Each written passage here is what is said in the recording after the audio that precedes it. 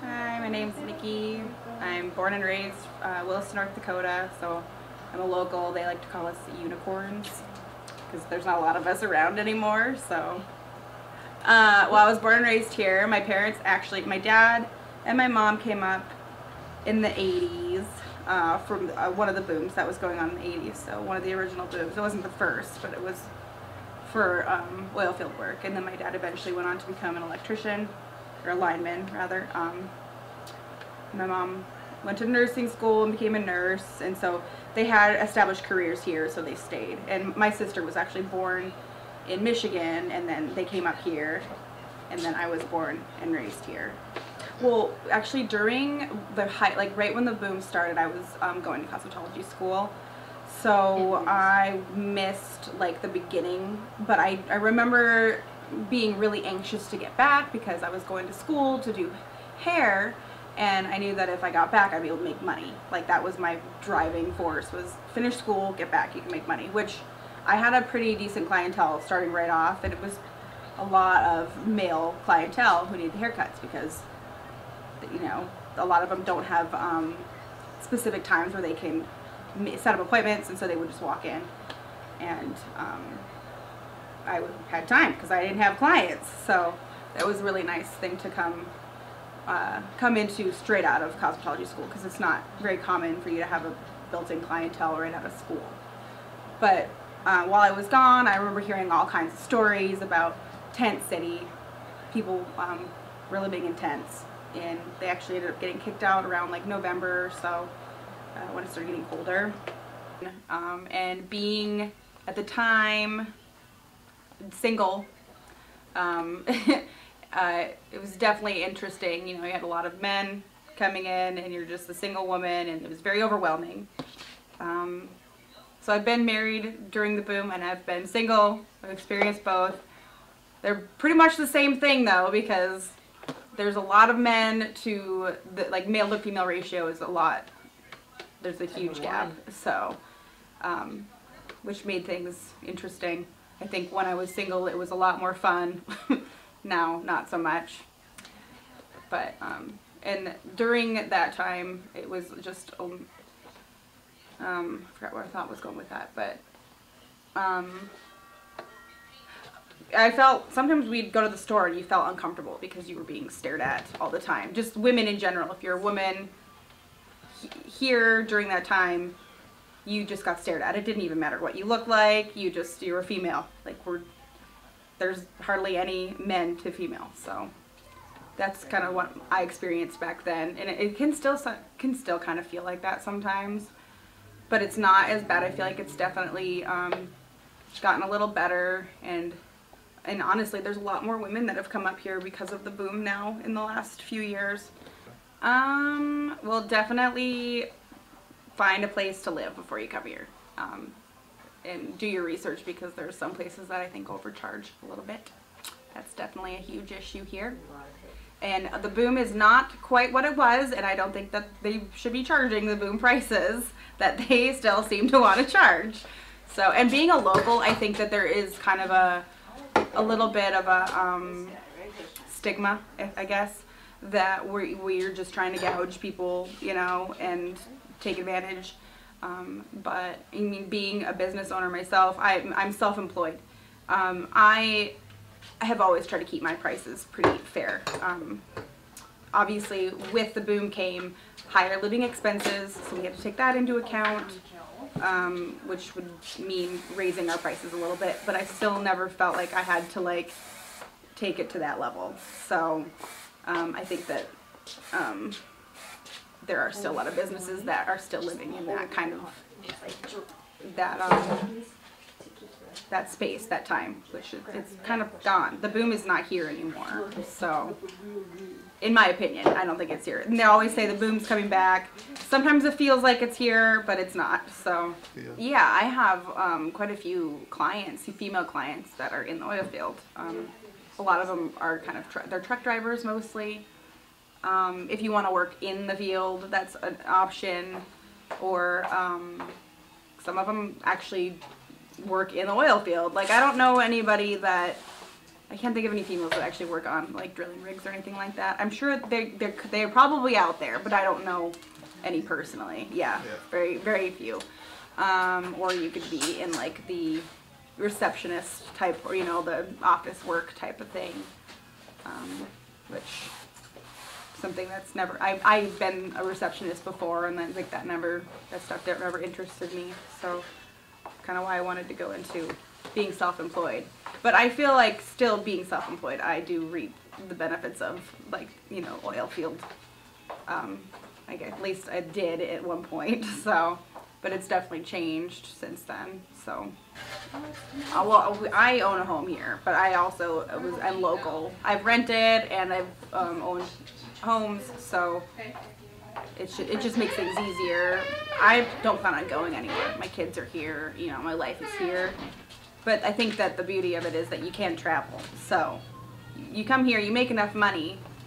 I think that if you're renting, you're literally just throwing your money away. Yeah, you're throwing your money away. That's the best way to explain it. And I think some people don't want. They think that it sounds like the idea of buying a house can be daunting. Like it's not an easy thing to do. But if you come up here, you might have to rent for a little while, pay your bills. Make sure that you're paying everything on time. You can get your credit up if that's an issue. There are places that are willing to work with you so that you can eventually own your own home. And you can own your home, and then you can still sell your home if you choose to leave. But I think it's a better option because, yeah, you're just throwing your money. I mean, you're flushing it down the toilet. That's what you're doing if you don't own what you're living in. And then the good thing about owning is that it's going into something permanent, and then all of them, if you're able to save money, you can travel. So if traveling's an option, you don't have to be here all the time. Save up your money for a vacation once a year. That's what a lot of people do. They just go on vacation. So you can travel, but you can live here and make money. I don't think there's a lot of other places that have the options to make the kind of money that people can make up here. It can be really good for people who just want to make money. So you just have to be willing to work. Like businesses that we don't have now. Target. Big box stores. Yeah. Yes. Well, the thing is, unfortunately, it's not probably what people want to hear, but stores, unless it's something that people need right now, stores are becoming less and less fruitful, if you will. Online shopping has kind of taken over. So, which, being from a small town, before online shopping was a huge thing, we had to travel to Minot to get anything. 2 hours away we had to travel to get anything that we needed because school shopping was always done in Minot. Like, that was the highlight. That was the highlight of the year. You got to go to Minot, but it was just a day trip. But I mean, businesses can come up here and be successful. It's just you have to make sure that whatever you're selling is something that people need or would be willing to pay what they might be able to get for less online. And that's kind of unfortunately how the world works now. It's just, I could get it for less on Amazon and it's delivered right to my door. And I'm guilty of that, so We all are. You're not a Pinterest mom, you're an Amazon mom. Yeah, I'm an Amazon mom. I'm an eBay guy. Yeah. It's just, I've never used eBay. I just never caught on to Amazon because Really? I started with eBay first. Yeah. So I just never, I eventually will if eBay starts having stuff that I can't get on. I like Amazon because you can pay it's a fee, like $100 fee for the year, and you get free shipping on everything. So if you're a frequent shopper, if you frequently shop, which I do, it pays for itself.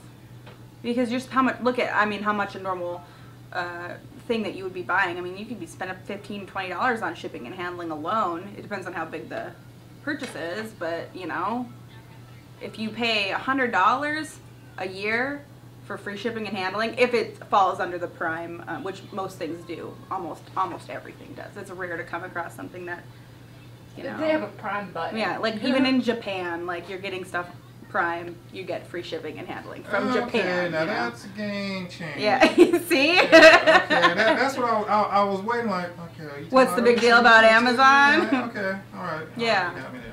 And there are boutiques and stuff like that have come up here, and they do okay, but their prices they're up there. So I guess in my mind, I'm like, well, I could go online and get like a ton of stuff for way less, and it's just as good a quality. I think that the appeal of like a boutique is that you have items that are more rare, or they're not as common. And you can go right in there. There's not much you can prepare for. It's hard to prepare to come up here. It's just like any other place. You want to do your research. You want to find a place to live. You want to figure out what schools your kids are gonna go to. It's all the information is out there. It's just about doing the research. And there's a lot of online community pages like on Facebook and stuff like that. It's kind of deflecting. Like, I guess, like, where if I could have done it again, I would have waited out a little bit. I would have, like, looked up, like, Williston connections and, see what people are and all of that available. started because of the boom, though. Like, all those pages, all those connecting pages started because of the boom. And Williston Connections has thousands of members. I don't even think all of them live in Williston, honestly. No, not anymore. Like, they ran away. Yeah. Like, you find your resources is, like, Facebook, man. Facebook, yeah. Yeah, or the shopper. And do y'all want to give any shout out to any friends or anybody? Hi, Allie. She was going to be here today, but she couldn't because she had her toddler too, and we can't have the two together because there's no way that they would have cooperated, so. No. Yeah, and I guess our husbands, they're all right, so. Hi, I'm Sammy Joe. I'm from Kalispell, Montana. I've been in Williston for going on 8 years. Nope. Yep, 8 years. There we go. They're going on 9. Nope, 8 years.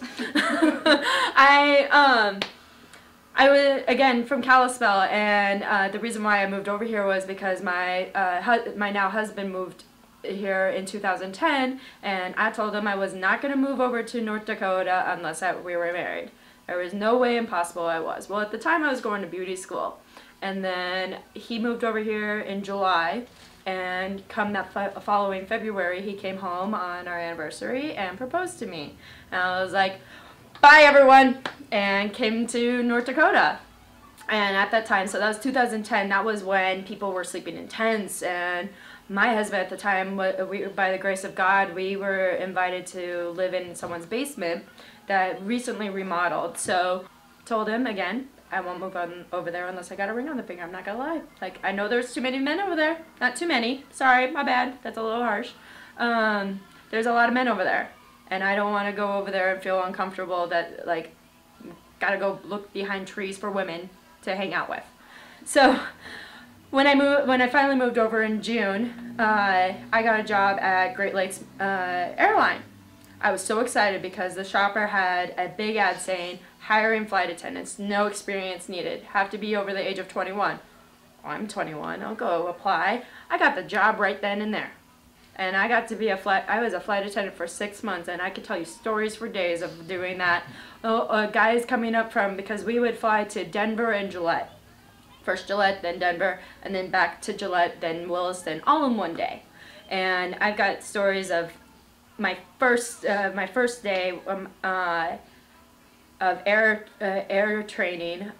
We got grounded in Denver because of a thunderstorm, and I'm pretty sure there was 3 girls, including me and my trainer, on the whole plane. 30 passenger plane, small prop plane, not exciting. And all the guys were like, why aren't we moving? Why can't we go back into the airport? Well, the airport shut down. We can't let you leave the airport or leave the aircraft. Why? Because there's thunder. I work on oil rigs. I can risk my life to go and get electrocuted when I work on oil rigs and get electrocuted. Anyways, but that was just funny. I remember the next morning I showed up to my shift and everything, and the girl that was training me was like, I'm surprised you came back. And I'm like, to me, this is a once-in-a-lifetime opportunity. You don't just come to a small town and get a job as a flight attendant. That was the most exciting thing on the planet for me. So, of course I'm going to show up. I assume that that's just how everyday life is. Because I'm from a small town. Not a small town. I'm sorry, Kalispell. It blew up as well as Williston. But from a small town and new town, it feels like a new country. You don't know what to expect, so you just roll with it. That's pretty much everything I did. Well, after a while, newlywed, just got married in August, and December came around, and I realized I don't see my husband. He works in the oil field. His life is inconsistent. His schedule is inconsistent. And I work during the day and come home, and my husband's still at work, and then I'd have to go to bed before he even got home, and I was like, you know, I think this is a sign I need to go back and finish beauty school. So I went back to school. I was in Kalispell again for about 5 months and came back. Well, I didn't get a job right away. Came back in July. I just hung out in Williston, did my own thing, went around, never felt uncomfortable. I don't know. I liked it. I was just chill, but I was like, you know, I think it's time to get a job. So I went looking around salons and coming around, and I'm carrying my little photo book of all my stuff and everything, and walk into the first salon, and they tell me, oh, you need to work under someone for 1,000 hours before you can go to booth rent. And everywhere around here was booth rent, so there was no commission available. I went to, at the time, like 7 salons, which was how many were in Williston, except for Walmart. And I was declined, I was denied. I'm sorry, we're only doing booth rent, we're only doing booth rent. I think it was like 4 o'clock in the afternoon, I walk into Trendy Tangles and had already talked to the owner and to tell her that I was coming by. And she was sitting, and she was at this chair actually, which is now my chair. And she she looks at me and she's like, oh, are you the girl that called earlier? I'm like, before we start, I just finished beauty school. And you could just see the daunting, like, oh, all right, well, come here, let me see your book anyways. So she's looking through my book, and she goes, oh, you do nails? You hear behind me at the desk, hire her. Lo and behold, it was Nikki, as I almost said her name. I guess you could cut that out. But, and I started working that, like, next day. And, at the time, like, again, I'm from a town where there was a bunch of girls and everything, to go into a town where there's no girls. So first instinct is, oh, this girl's nice, but she's just going to be nice to me so I can watch her kids. That's it. Yeah. And then Susan just took me in as a daughter. And you know how they say, like you didn't get to choose your family? You were born with your parents and everything like that. I got to choose my family. Like, over the 8 years, or however many years I told you at the beginning. And then when I moved here, I was embraced. I got to grow, and just everything just grew. And my marriage grew even more so. Like I said, I met my best friend here, and that's where it is. That's where my story is. And I fast forward a year later, or 3 years later, I had my own child, and my best friend is my baby daddy. That's our inside joke about it. I'm still waiting for that child support, by the way. But I felt safe enough away from family. I don't have any family. I have my in-laws who followed us over here because we flourished. My family are all over in Kalispell. My sisters, everyone's over in Kalispell, and Helena. But I had Nikki, and I had my beautiful Peruvian friend, who, yeah, like she loves my child. Like, my child is her child. My child is Nikki's child, and I feel safe. I'm on top of the world. That's what I'm saying. Like, I love Williston.